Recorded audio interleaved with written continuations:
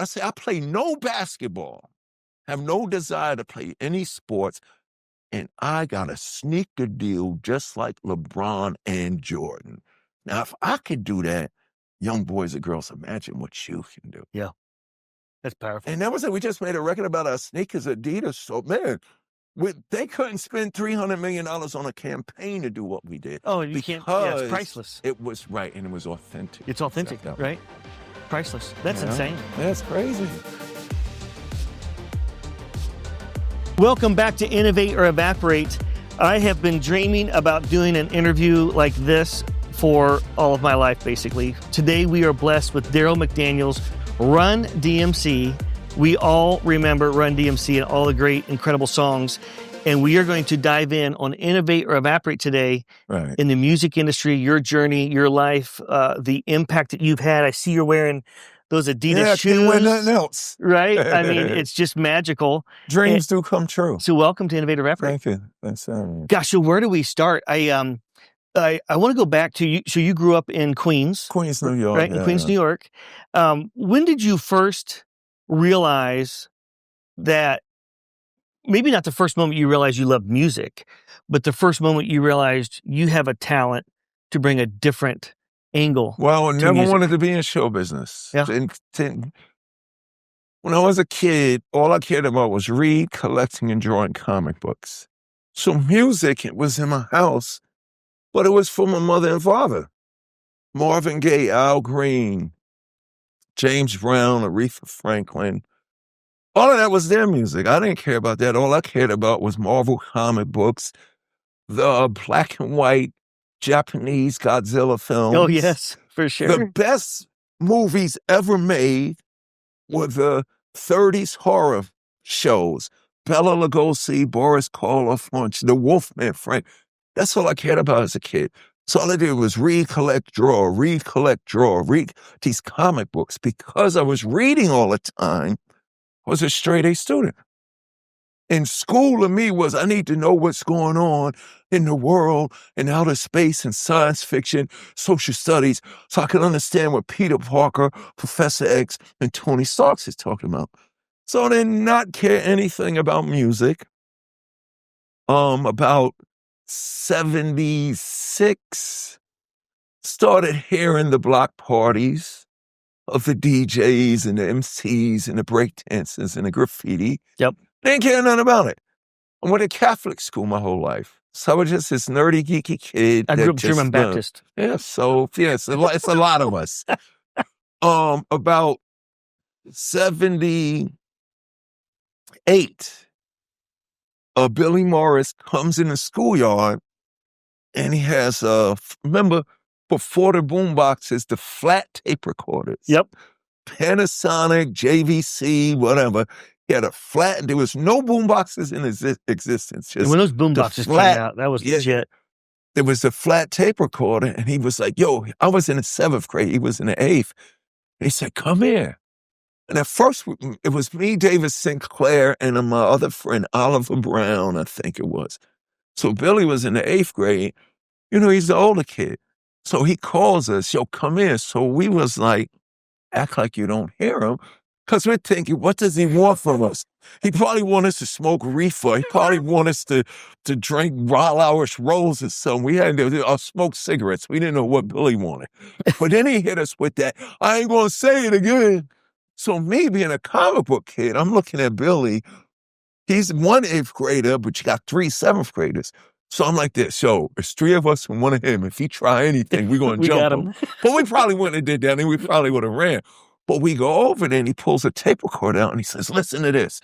And he pushes the button and we hear a beat and a guy rapping. So when I hear it, I didn't know what it was. It was just like, whatever that is, I'm that. Now I didn't have, no, it was like, it was a beat, boom, that, boom, ba-doom, bet, boom, boom, bet. And then the guy said, I'll never forget this. When you mess around in New York town, you go down with the disco Chiba clown. You go down, go down, go down. Then he said, you keep the pep in your step. You don't stop till you get on the mountaintop. And when you reach the top and you reach the peak, that's when you hear Eddie Chiba speak and it stopped. And it was just so inspiring. I was like, Yeah. what is that? Do it again. So it was only about a minute and a half. It was the first time I heard it, but then I heard it and I was like, wow, you can use music to talk about who you are Right. and not be ashamed. Yeah. So I just started writing rhymes for me in my basement alone. Joseph Simmons, who went to the same Catholic school but was in the other class, found out that I had some rhymes. And he just basically said, D, you wrote this? And I was like, yes, like schoolwork to me. And I'll never forget this. 8th grade, he just looks at me and says, when my brother lets me make a record, I'm putting you in my group. And I was like, what is he talking? Like, I don't do this. Like, what? Had no idea. But we graduated elementary school, went to completely different high schools. Now, this is crazy. 9th grade, 10th grade, 11th grade, 12th grade, I graduate. So for me, this hip hop rapping thing was just a way that you could relate to yourself. For me, I didn't know it was about relating to It's almost others. like journaling for you or something. Yes, it was journaling. So I graduate Rice High School, another Catholic school, and you send out your resume to all the colleges. I get a note, because remember, there was no internet and nothing like that. I get a letter in the mail. We're proud to inform you, Mr. McDaniels. I was like, why are they calling me Mr.? I'm a kid. I don't know. Could you have been accepted to St. John's University? So I run to the basement, write a rhyme about it. I'm DMC, and the place to be. I'm going to St. John's University. Since kindergarten, I acquired the knowledge. After 12th grade, I'm going straight to college. I just wrote the rhyme for me. 9th grade, 10th grade, 11th grade, 12th grade, class of 82. Summer 82. In August, I graduate June. In August, the phone rings. It's Joseph. 4 years ago. D, what's up? What? Remember 4 years ago when I said, if I make a record, I'm putting you in my group? Yeah. Grab your rhyme book. We're going to the studio. Went to the studio in August of 82, made our first single. It's Like That, and that's the way it is. B-side, Sucker MC's Here I Sit Today. That's insane. It wasn't a desire. It was just something that you did for fun, to journal, to tell your story. Had no idea it was going to turn into a career. So did you actually start school when you went to the studio? Had you already started? No, I was in St. John's University. Right? I was in my second semester. Second semester? Of St. John's. I went for business management, got to the second semester. Now, hold up. Let me back up a little. The only reason I picked St. John's was my best friend growing up was Douglas Hayes. Douglas Hayes was, in my neighborhood, just as good as Mark Jackson. The legendary Mark Jackson. That's Mark Jackson University. Pacers, the same one? Yeah. St. John's University, Rookie of the Year with the Knicks, and then came to the Pacers. That Mark Jackson lived 2 minutes from my house in LL. We all of this in the same neighborhood. So me and Douglas went to school from kindergarten to 8th grade, from 9th grade to 12th grade. Me and Doug was like this. You saw Doug, you saw D. If you saw Daryl, you saw Doug. So when we was graduating from Rice High School, the teachers, the guidance counselors, they give you that sheet and they say, pick a career. So I'm looking at this sheet. I don't know I want to do comic books. Not on there. I want to watch Godzilla. Right. What do you want to do when you grow up? I want to watch Godzilla movies and Frankenstein and the Wolfman. I want to read comic books. Yeah. So I go to my best friend, Doug. Yo, Doug, what do I pick? Because we was always in the same class. He says, hold on. He says, pick business management at St. John's University. And I go, cool. I get accepted to St. John's. This is the game changer, though. I get to St. John's the first day of school. Now, me and Doug been together first year of school through elementary and high school. I didn't know college was different. You on your own. Yeah. Nobody helps you. Different deal. It ain't like school. Yeah. And no principals, no teachers that will mentor you. You on your own. So I get up to St. John's the first day. It's this big campus, right? I go to the phone, the payphone, put the money in. I call Doug. He's asleep. Yo, Doug, what's up, man? It's first day of school. He said, hold on. Checks his schedule. Not for me. I don't got to be there till Tuesday. Hangs up on me. It was a shock to the system. I felt alone, lost, all in despair. Yeah. And that was it. So I'm in St. John's University. Life is totally different now. Me and Run had made the demo in August, though. So first semester, I realized I don't like business management.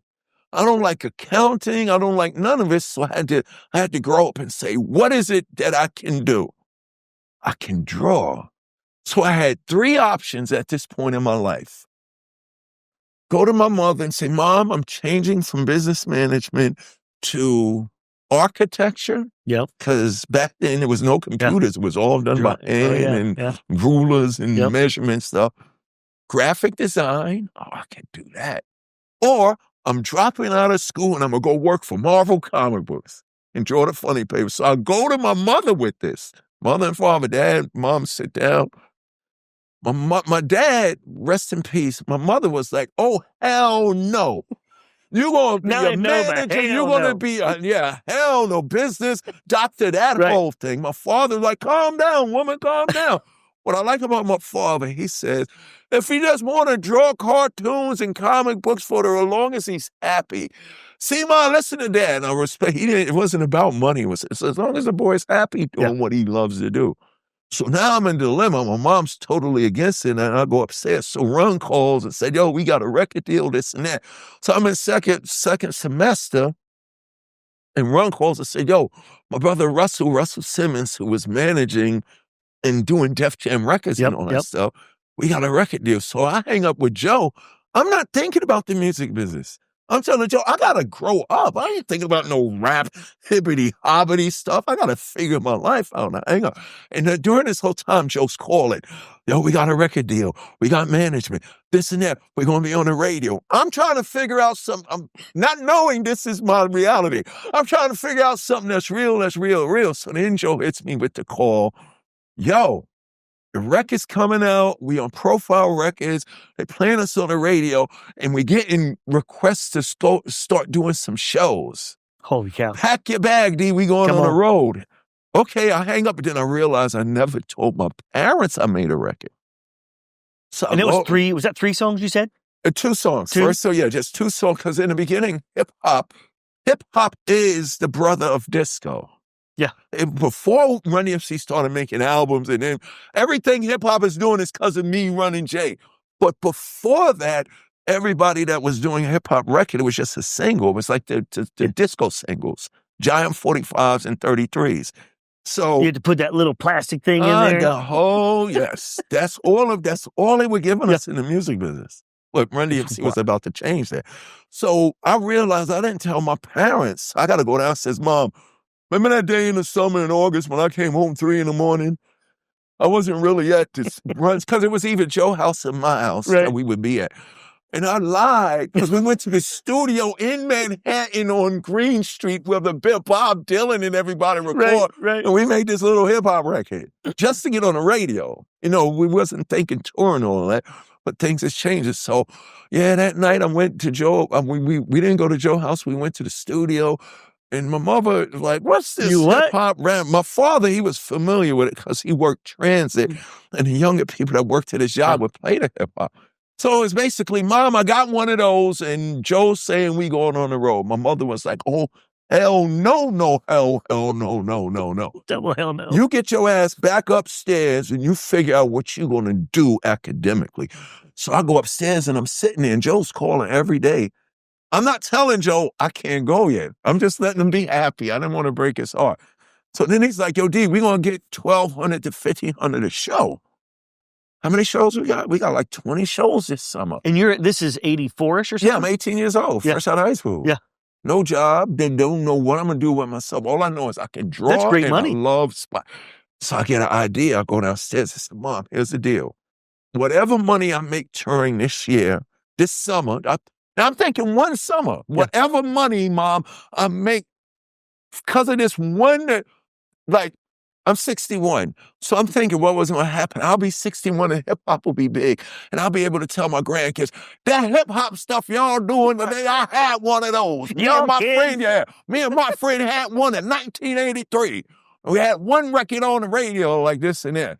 Now I know it was going to turn into that. And you walked uphill both ways. So, yeah, but I told my mother, yo, whatever money I make, I'll use to pay my own tuition. Yeah. So they was like, okay, you could go. I took a leave of absence, been absent ever since. Ever since. Because we made one single, it worked. Made another single, it worked. By the second single, the world was going, all right, we'll give you these one singles, and this is crazy, especially all you young people out there with ideas that people think is ridiculous.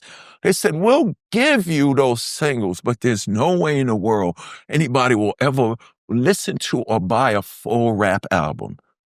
Run-DMC did an album called Run-DMC self-titled. We released it. We went gold, sold 500,000 records, and got on MTV. Right. That was the very beginning. Yeah. Right? So you shaped MTV as well. Yeah, MTV needed us to be cool. MTV was doing that thing, and it was phenomenal because you was exposed to all these different artists.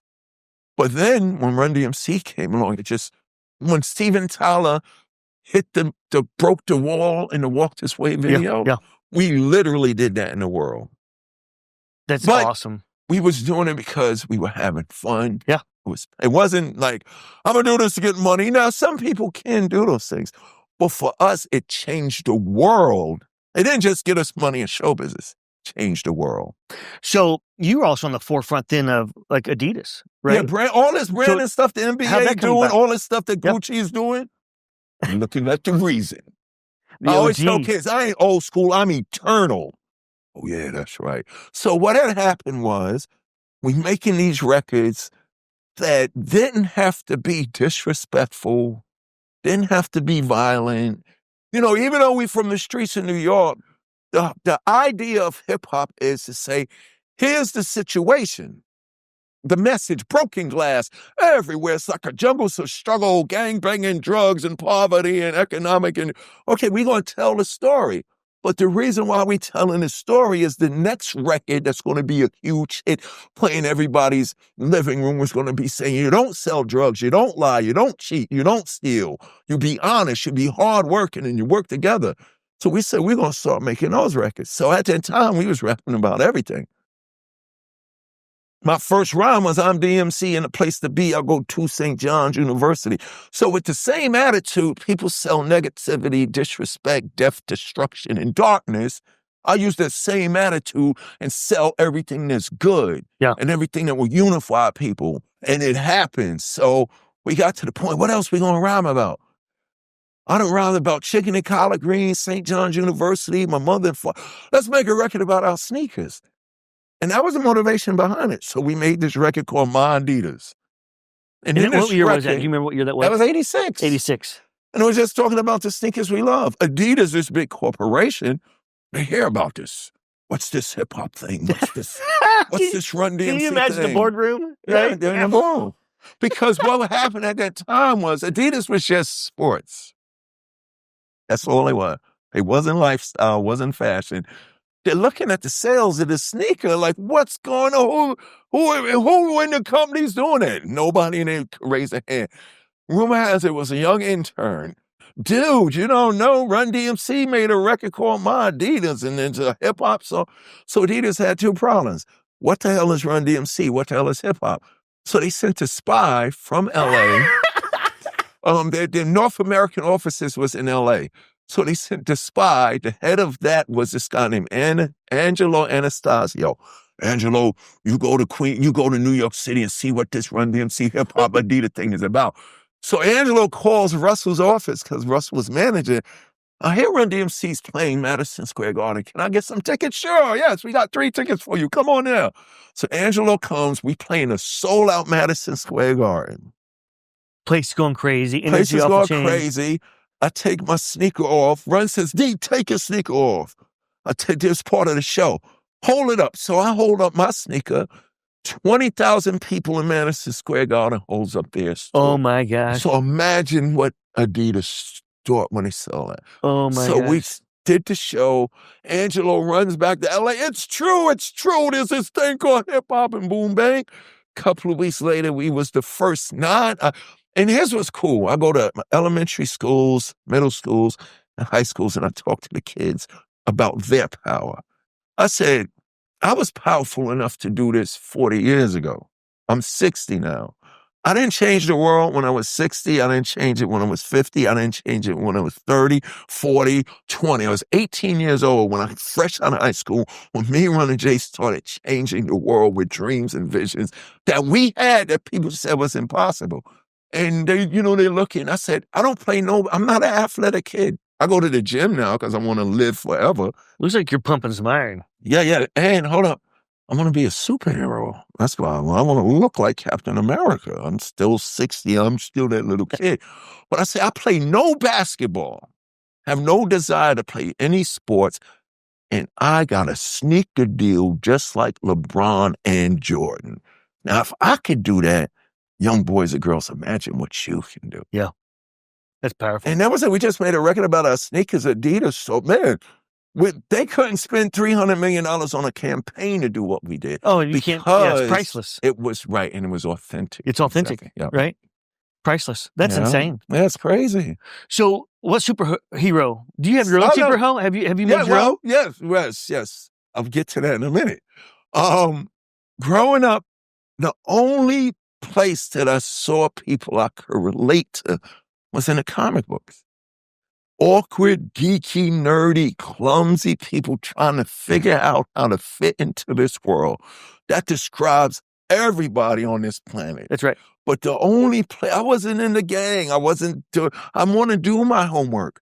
My mother says, be home at 6. I'm going to be home at 6. There's something about doing what people tell you to do. And it's not about someone having control over you. It's about self-discipline. Yeah. But I didn't know that that's what it was. But the only person that I could relate to was Peter Parker. And the beauty behind this is, whether it was the comic books from years ago or you knew people because of the movies, Peter Parker's from Queens. Imagine me as a kid reading about Spider-Man being clumsy, awkward, and he's from Queens like me, so it wasn't make-believe. Yeah. It was real to me. Yeah. And he's smart. Possible. And he lost his parents. So he's being raised by Aunt May. So it was me, it was Spider-Man, it was Batman, but it was Marvel because of Spider-Man. So fast forward, I'm doing all this Run-DMC stuff, changing the world. Everything's going good and stuff like that. And in 93, so I came out in 83, 10-year run. 1993, I wake up, Tupac, Biggie, Wu-Tang, Ice Cube, NWO, hip-hop, Salt and Pepper, MC like Latifah, Naughty, and everybody's because of you, Run and Jay, yes and that. So I was part of that thing that made this possible for everybody else. I wake up in 93, I want to kill myself. Don't know why I just woke up in 93. It's got to be more to life than being this DMC guy. Didn't know what it was. And I said, okay, just in case I kill myself, I want people to know Daryl, because you know DMC through the records and the videos and all of that. So I wanted to write a book. This is funny. Before I killed myself. So I called my mother up, because I knew my birthday was May 31st, 1964, but that's all I knew about my birthday. So looking back, I should have called her up and said, Mom, I'm depressed. I'm suicidal. Help me. But the stigma with it, I was one of those. I didn't know no better. So I call up, Mom, I'm writing a book, and just to make it more interesting for the reader, I want to know some details about the day I was born. On May 31st, 1964, how much did I weigh? She told me. What time you was born? She told me. What hospital? She told me. I love you too, Mom. Hung up the phone. Fronting like I'm happy. Boy, and I'm saying I'm going to do this book, and after I complete this book, I'm going to kill myself. So right after that happened, an hour goes by, the phone rings. It's my mother and my father. At this point in my life, I'm an alcoholic, suicidal, metaphysical, spiritual wreck that just happens to be DMC from Run-DMC. They call up and they say, we have something else to tell you. So I'm thinking it's going to be, well, when you was born, we gave birth to you by candlelight in hospital because the power went out or something like that. No. We have something else to tell you. What? You was a month old when we brought you home and you're adopted, but we love you. Bye. Click. I was 35 years old, alcoholic, suicidal, metaphysical, spiritual wreck that was thinking of killing himself. I was 35 years old when I found out that I was adopted. Then I found out I was a foster kid. So imagine where my life was at. I'm really going to kill myself because now my mother and father's not me in mine. And my whole career, it was always about family. Christmas time in Hollis, Queens. Mom's cooking chicken and collard greens, rice and stuffing, macaroni and cheese. Santa put gifts, everything was family. Son of Byford, brother of Al. Banner's my mother, runs my pal. It's McDaniels, not McDonald's. These rhymes are Daryl's, those burgers are Ronald's. I ran down my family tree, my mother, my father, and it was always Hollis, Queens, and me and my mom and family and stuff like that. So that traumatic revelation was a game changer. So it hit me hard, but then a peace came over me. Wow, look, I thought about what my mother and father did for me. Right. They got me where I was supposed to go.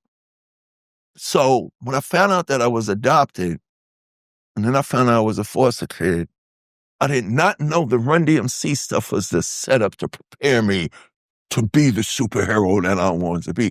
So that caused me to go get clean and sober. Found my birth mother, found two brothers I didn't have. Great story.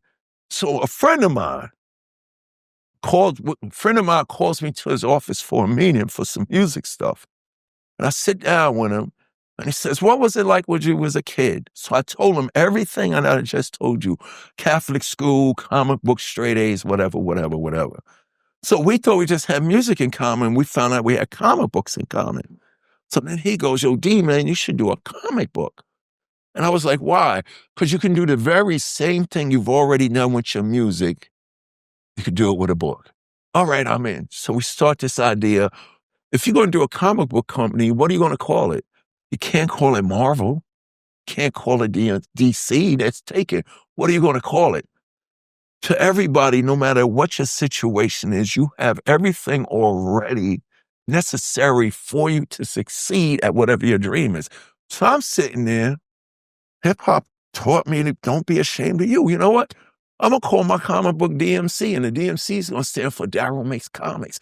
Oh, my God. You know, now, oh, Lord, I can't believe the D and the Darryl McDaniels is initial. It fit. So then we start this comic book venture. I didn't tell him about my whole adoption and suicide and all that, but he started seeing me do it on interviews. So then I come into his office after we start the book, and he's like this.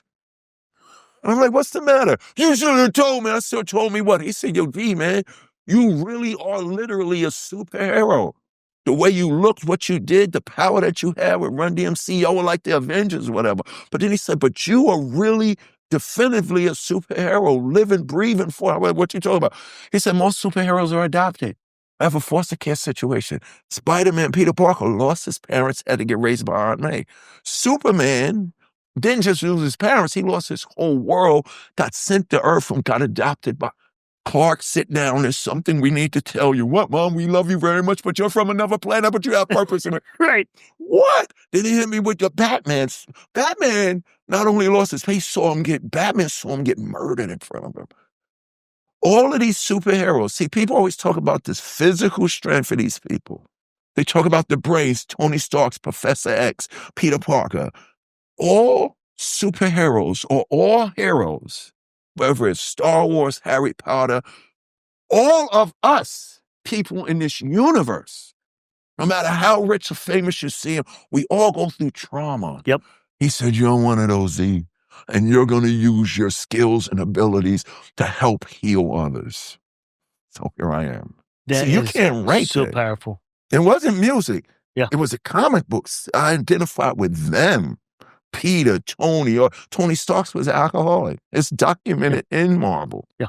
The X-Men was written by Stan Lee to deal with racism because the foolish white people and black people too busy arguing. Let me do it with something that y'all can enjoy.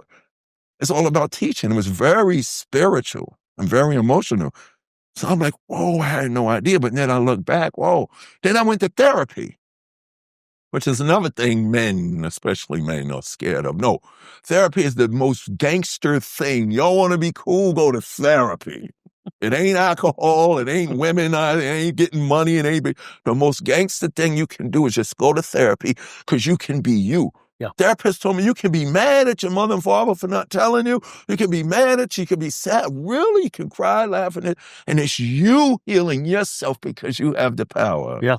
And I learned that, and I was like, So going full circle, that's why I liked Peter Paul. That's why I liked the super. That's why music was the power. The music was my gamma rays to turn into the Hulk and do something. Not just, I'm thinking I'm making myself stronger, but your strength, your blessing, your career, your job, your position has nothing to do with just you. And I found that out. Daryl, I'm floored right now. It's crazy. I mean, I could talk to you for 3 days straight. This is insane. But what's the beautiful thing about it is now I go everywhere and talk.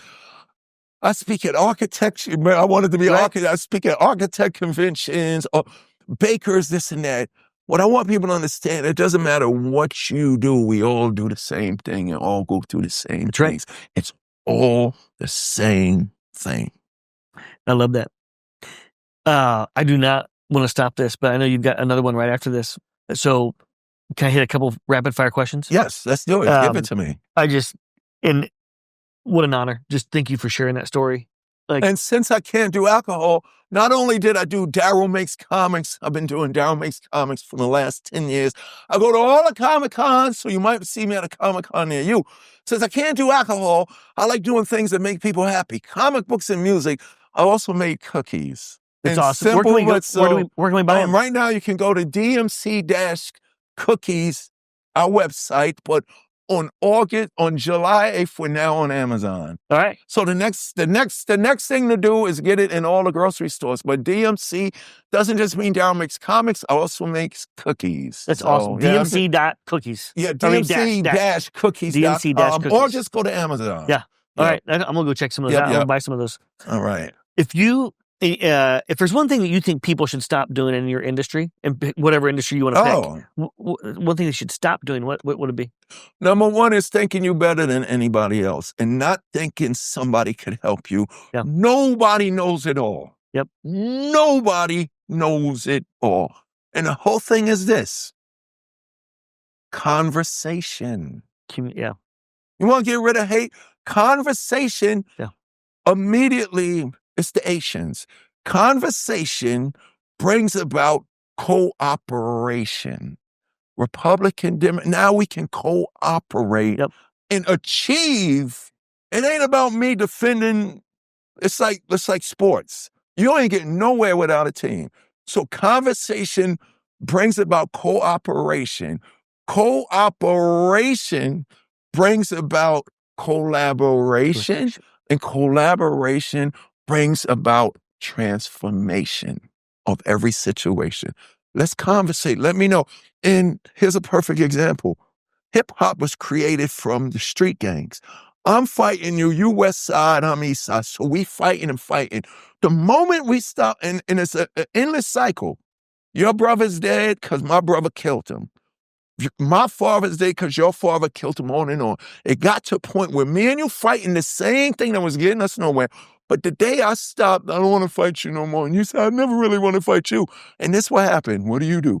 And you say, I do music. And I go, you do music? And I go, I do poetry. And then somebody else in the room said, yo, put your poetry with the music. That's how hip hop was created. The record company didn't, the music business didn't create it. The lawyers, the accountants, it all was when I said, and you wasn't ashamed to say, I like doing the music. I don't want to just stab and shoot. You like doing music? We put the music together, conversation, cooperation, collaboration. Now, transformation comes from all other boys and girls like, I don't know nothing about music. I don't know nothing about poetry, but when I hear your music, I want to dance and spin on my head. Good. So the break dancers get the cardboard and start dancing. And young people, I bugged out 2 years ago when I heard break dancing is now in the Olympics. Yes, that's right. And it just started with it. It's so conversation. Let's talk more. I love it. I can help you and you can help me. Yeah, I love it. Daryl, I want to talk to you for 3 days.